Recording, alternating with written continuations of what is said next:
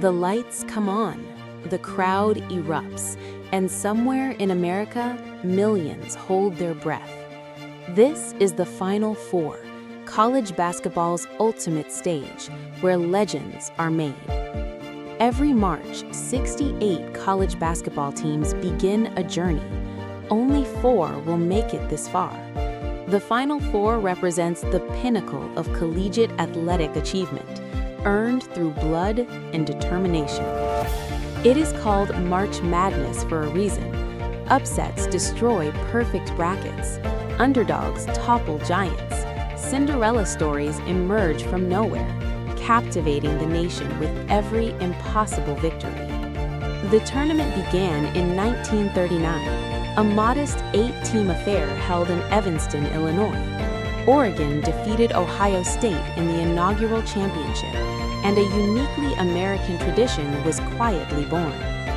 Dr. James Naismith, the Canadian inventor who nailed a peach basket to a gymnasium balcony in 1891, could not have imagined what his simple game would eventually become on the grandest stages. By the 1950s, college basketball had captured America's imagination. Regional rivalries burned intensely. Packed gymnasiums roared with passionate fans. The tournament expanded, and the country leaned closer. Selection Sunday transforms living rooms and sports bars into war rooms.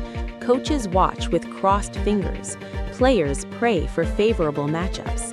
The bracket reveal is a national event unlike any other. 68 teams, 6 rounds, 1 champion.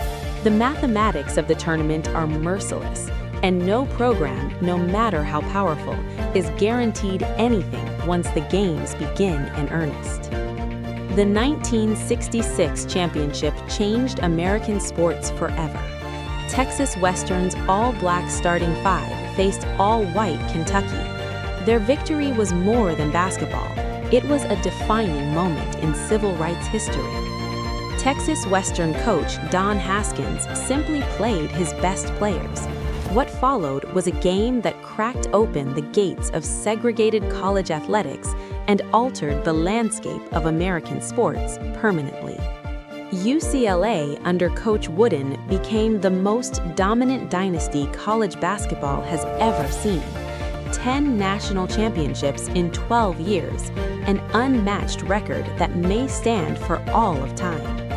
Wooden's pyramid of success was more philosophy than playbook. He built men before he built players. His UCLA teams operated with surgical precision, elegance, and a quiet confidence born of preparation. Bill Walton, Kareem Abdul-Jabbar, Jamal Wilkes. Wooden assembled greatness year after year, coaching legends who later conquered professional basketball with the foundations he gave them in Westwood. The 1979 championship between Michigan State and Indiana State drew the largest television audience in college basketball history at that time. Magic Johnson versus Larry Bird, a rivalry that would define an era. Magic grinned through everything. Bird competed like survival depended on it. Their contrasting personalities and extraordinary talents captivated a nation, transforming college basketball into mainstream American entertainment overnight. Michigan State won that night, and Magic Johnson elevated into superstardom. But the game's true legacy was the hunger it created, a generation of fans desperate to watch these two forever. North Carolina's 1982 championship featured a 19-year-old freshman named Michael Jordan hitting the go-ahead jump shot over Georgetown's Patrick Ewing with 17 seconds remaining in the game. Coach Dean Smith called the play, but Michael Jordan was the one who stepped into the moment without hesitation.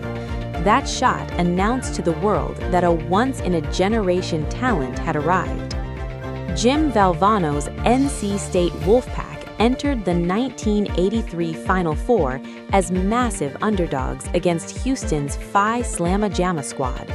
Hakeem Olajuwon and Clyde Drexler made opponents look helpless all season. No one gave NC State any chance. Valvano told his team to believe. They held the ball, slowed the game, and when Lorenzo Charles dunked a missed shot at the buzzer, history was rewritten. Valvano, sprinting across the court with arms wide open, became one of sport's most joyful images ever captured. He searched desperately for someone to hug, overcome by a victory that defied every calculation. Villanova's 1985 championship over Georgetown remains statistically the most perfect performance in Final Four history. The Wildcats shot 79% from the field against the nation's top-ranked program. Coach Rollie Massimino's Wildcats were a 9 seed in the tournament. Nobody believed they belonged on the same floor as Patrick Ewing and Georgetown. What happened next belongs permanently in college basketball lore. The 1987 championship saw Indiana's Bob Knight earn his 3rd national title. His assembly of precise, fundamental basketball produced a team that dismantled opponents through intelligence rather than pure athletic superiority. Knight was a tornado of contradictions, brilliant and volatile, demanding and deeply loyal. His Indiana program produced NBA players, coaches, and citizens who carried the Hoosier standard long after graduation. Duke's Christian Laettner produced the greatest individual moment in tournament history during the 1992 Elite Eight against Kentucky. Not the Final Four, not the championship, but a regional game that eclipsed everything. Kentucky had tied the game in overtime on a desperate half-court shot with 2.1 seconds remaining. Duke's Grant Hill launched a full-court pass the length of the floor towards Laettner near the opposite basket. Laettner caught it perfectly, dribbled once, pump-faked his defender completely off balance, and released a turnaround jumper at the buzzer. The ball fell through. Kentucky was finished. Duke moved on. Grant Hill's pass measured approximately 75 feet. It arrived perfectly into Laettner's hands after traveling the full length of the court in under 2 seconds. The precision required was almost impossible. Laettner on 17 for 17 that night. Every field goal attempt made, every free throw converted. His performance that evening remains the most complete individual game in tournament history. Kentucky fans wept openly on the arena floor. Their team had done everything right, climbed back to even, and still lost. That game proved that the tournament's cruelty spares absolutely no one. The 1990s brought Duke to consistent dominance under coach Mike Krzyzewski. Back-to-back championships in 1991 and 1992 established Coach K as the defining coaching figure of his basketball generation. Krzyzewski built relationships as carefully as he built rosters. His players called him Coach K, then called him when life got complicated. Duke became not just a program, but a family institution. The Superdome in New Orleans hosted multiple Final Fours, its vast dome swallowing tens of thousands of fans in a basketball setting unlike any other structure in American sports architecture. 70,000 fans inside a dome watching a basketball game creates an atmosphere beyond description. The sound builds on itself, reverberating off the ceiling, pressing down onto the court in waves.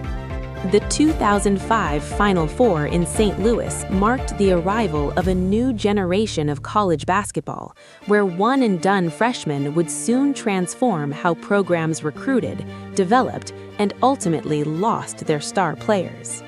Kentucky, under Coach Calipari, became the one-and-done factory, stockpiling future NBA lottery picks, while critics argued the model prioritized individual careers over program loyalty and team identity. The 2008 championship between Memphis and Kansas produced one of the tournament's most dramatic finishes. Memphis led by 3 points with 2 seconds remaining. The game should have been over. Mario Chalmers stepped back beyond the arc and launched a three-pointer that tied the game as time expired. Memphis players fell to their knees in disbelief. Kansas celebrated as if they'd already won. Kansas dominated overtime and won the national championship. Chalmers' shot became instant legend, permanently embedded in the mythology of a tournament that seems purpose-built to produce the impossible. Bill Self's Jayhawks were built on a foundation of fundamental toughness and selfless basketball. Their comeback proved that no lead is safe in March, and hope is never truly extinguished until the buzzer sounds. Butler reached back-to-back championship games in 2010 and 2011, becoming the tournament's beloved Cinderella program, demonstrating that mid-major